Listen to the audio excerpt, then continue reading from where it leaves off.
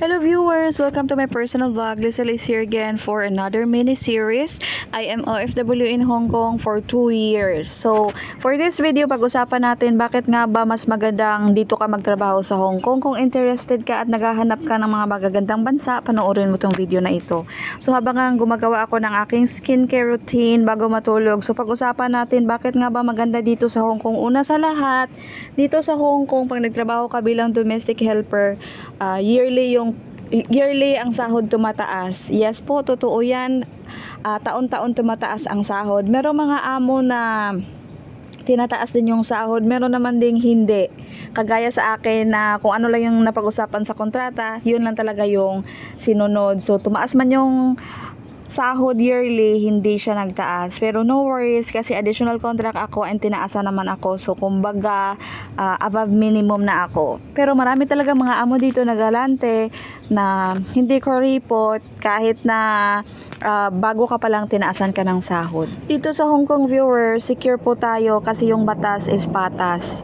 Yes na yes na yes. So, wala kang maririnig. Minsan mo lang naririnig na merong may namaltrato dito. 1 out of 100 lang yung count. Kasi dito yung batas is fair. Kung sino yung may kasalanan, siya yung mananagot. So, secure tayo kay may mga times na hindi kayo magkakaintindihan ng amo mo at yung feeling mo parang sasaktan ka na, tatawag ka lang ng pulis at yung pulis nandyan na kaagad para tulungan ka. So, secure talaga tayo and dito sa Hong Kong sigurado tayo na makakauwi tayo ng buhay. Hindi kagaya ng ibang bansa na marami tayong naririnig na napakalungkot na balita na sinasaktan o pinapatay ng amo. Pero dito sa Hong Kong, safe na safe tayo. Of course, yung Hong Kong din is Asia. So, napakalapit lang ito sa Pilipinas. 2 hours lang yung travel from Hong Kong to Philippines. So, in case of emergency din viewers, pag dito kayo sa Hong Kong, madali lang din kayo makakauwi. At saka yung pamasahe is hindi gaano kamahal. So, example, yung pamasahe, meron kang mabibiling ticket na around 10,000 lang yung bayad or yung plane ticket. So, makakauwi ka lang talaga ng mabilis. And yung time din sa Pilipinas at saka sa Hong Kong, isa lang din. So, wala siyang time difference. So, kung anong oras doon, ganun lang din. So, parang hindi ka talaga, kung communication sa pamilya, lalo na't may mga anak ka, hindi ka mahirapan dahil the same time lang yung Hong Kong at saka Philippines. Then dito sa Hong Kong viewers, agandahan dahil tayong mga OFW or mga domestic helper, meron talaga tayong pahinga once a week. So every Sunday yan. Mostly every Sunday yung mga binigay ng employer, pero marami ding mga OFW dito na hindi Sunday yung day off. Pero mas maganda kung Sunday yung day off mo dahil maraming mostly yung mga kaibigan mo dito is Sunday yung day off. Pero merong iba na weekdays, well, okay lang din naman kung weekdays, wala namang problema. Ang importante talaga dyan is meron tayong isang araw na pahinga sa isang week. So, kung hindi ka papayagan ng bawal dito ng kagaya ng ibang mga bansa na hindi ka papalabasin, dito talaga it's on the contract, written on the contract na kailangan mo talagang mag-day off. Kung hindi ka papalabasin ng amo mo, pwede kang magreklamo at pwede siyang magmulta. So, yun ka stricto dito viewers. And, wala namang ganun dito. Meron siguro mga bibihira lang, pero mostly talaga ng mga Chinese sumusunod sila sa kung anong law. And isa pa yung kagandahan dito viewers, pag holiday dito sa Hong Kong, wala tayong work. Yes po, wala tayong work.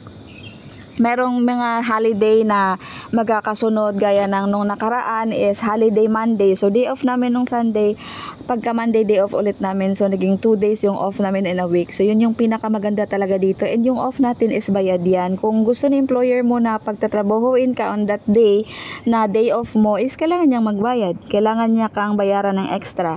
Kasi yung day off natin is wala tayong trabaho pero bayad na yan, nakasama na yan sa counting ng ating sahod. Yan po. Tapos maraming mga holiday dito si Hong Kong viewers. Marami siya mga holiday, parang merong sa isang buwan 2. So marami tayong day off. So ang hindi naman kagandahan pag maraming day off, of course magastos dahil hindi compulsory na pakainin tayo ni employer. Merong mga ibang amo gaya ng amo ko na sinasabi na kukuha ka lang dito ng pagkain, walang problema, magsaing ka. Pero ako naman, hindi ako nagluluto talaga ng pagkain namin dahil gusto ko namang makakain ng ibang pagkain sa day off ko. Yun lang yung time na makakain ako ng mga pagkain na gusto ko, kasi dito sa bahay paulit-ulit yung mga pagkain namin, nagsasawa din ako. Meron ding mga iba na na hindi talaga pinapayagan ng amo or hindi ino-offera ng amo na magluto sila. So ang ginagawa is bumibili lang talaga sa labas. Alam niyo dito, mahal kasi dito sa Hong Kong, pero pag marunong ka lang magtipid, marami ka namang makikitang mura. Yun din yung isang problema sa mga na dito sa Hong Kong, dahil sabi nila hindi ka daw makapag-save dahil nga meron kang day of compare doon sa Middle East. Meron kasi mga sinasabi yan ng mga kababayan natin na galing doon sa Middle East nagpuntang Hong Kong. So pagdating dito sa Hong Kong, wala ka na daw pera, wala kang masisave dahil labas ka ng labas. So ang take ko naman dyan, viewers, is nasa sayo yan. Kasi hindi ka naman pinipilit na bumili ng kung ano-ano.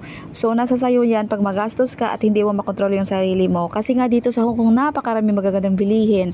As in, left to the right na napakagandang mga bilihin. So pag hindi ka kung hindi ka marunong magtipid, maano ka talaga, just ko matitentar ka talaga. So ayun, nasa sayo yan kung paano mo i-control yung sarili mo sa pagsha-shopping. And ang kagandahan pa, lastly na kagandahan is pwede kang uwi dito ng taon-taon.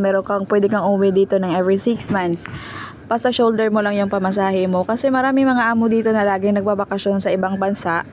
Laging nag-out of the country. And then yung mga katulong din nila is pinapauwi din nila. So merong mga galante na binibilhan ng ticket. Meron din naman na 50-50 or meron din naman na ikaw magbayad. O pwede ka na naman hindi uuwi, dito ka lang sa Hong Kong. Hindi kagaya ng iba na kailangan mo talagang tapusin yung kontrata mo, at saka meron din na kahit tapos na yung kontrata mo, hindi ka pa din pa uuwiin. Pero dito sa Hong Kong talaga, maraming access na pwedeng gawin. Pwede kang magpuntang Europe. Mabilis yung access dito at hindi ganon kamahal compare ng sa Pilipinas ka mag-process. So yun yung mga kagandahan dito, viewers, na nandito ka sa Hong Kong. At saka napakaraming mga magagandang destination dito na mag-i-enjoy ka talaga. Ma-divert yung attention mo from homesick to enjoyment. That's all. Thank you for today.